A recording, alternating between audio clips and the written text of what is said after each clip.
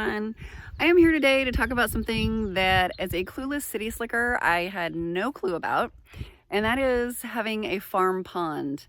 When we got our farm, we thought it was so super cool that we had a pond and a creek. So this is the pond right here behind me, which looks pretty nice right now, but we learned the hard way that it is not going to look like that without help.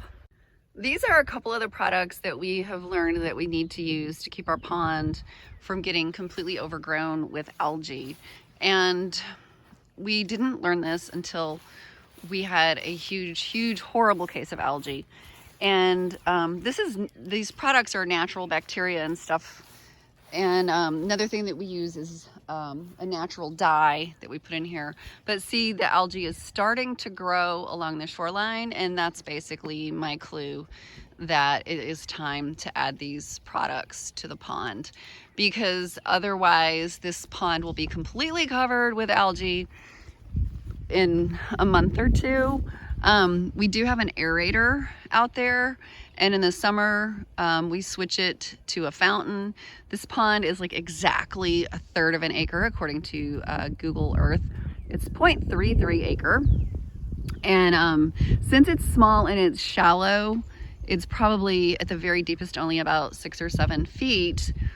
We in the summer we put a fountain out there because that can work fine if you have a shallow pond. A fountain does not work in a pond that has really deep water because it's not going to be able to pull the water up from the bottom to really get you the kind of circulation that you need throughout the whole pond. The ducks are also an important part of that. We wound up with a really horrible case of duckweed.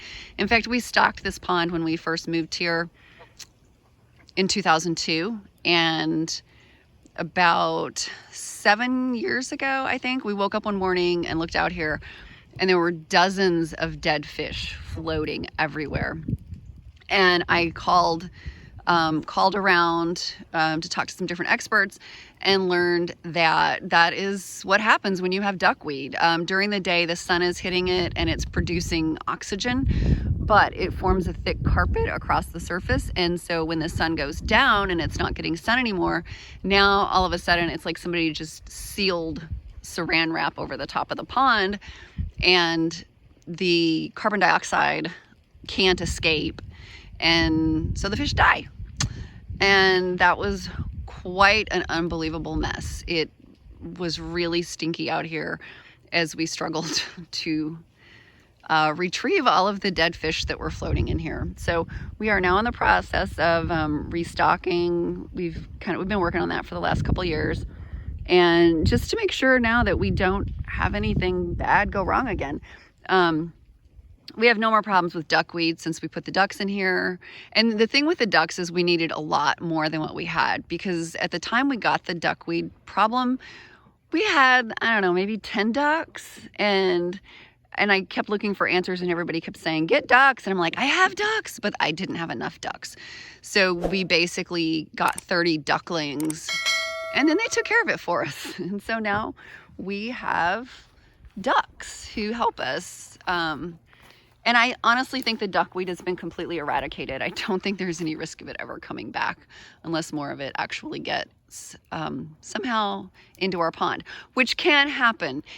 Duckweed reproduces like crazy, and one of the things I read about where it can come from is from wild waterfowl. So if we have, if we get visited by Canada geese or wild ducks, which we do get visits from, then they could bring in duckweed on their feet, and duckweed can easily double overnight, which is why removing duckweed manually just is not a good idea.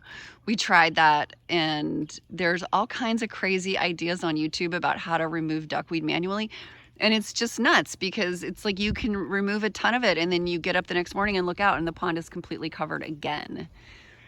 And so if you're wondering what my husband is doing out there, he took our little canoe out.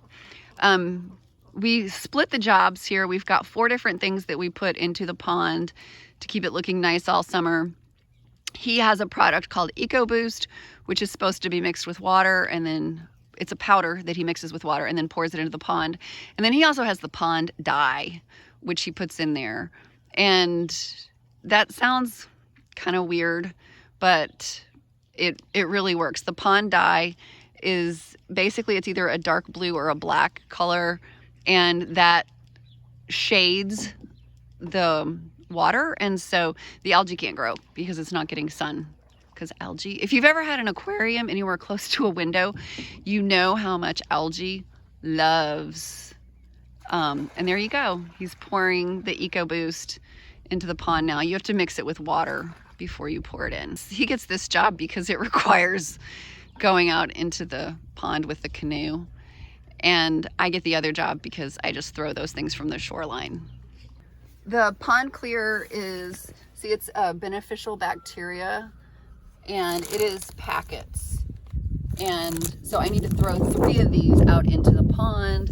And then the muck away is little tablets, and they give you a measuring cup. And again, I just throw that. The muck away is beneficial bacteria that just goes along the shoreline so that it gets rid of, it digests the muck and then makes the water clear by the shore so that you can see how pretty it is. This is what the pond looks like about 15-20 minutes after adding the dye, which is really super concentrated. And then over the next few hours, it will get spread out and it's not gonna look like this anymore. And this is what the pond looks like 2 days later. I was gonna come out yesterday and show you, except that it was pouring rain the whole time.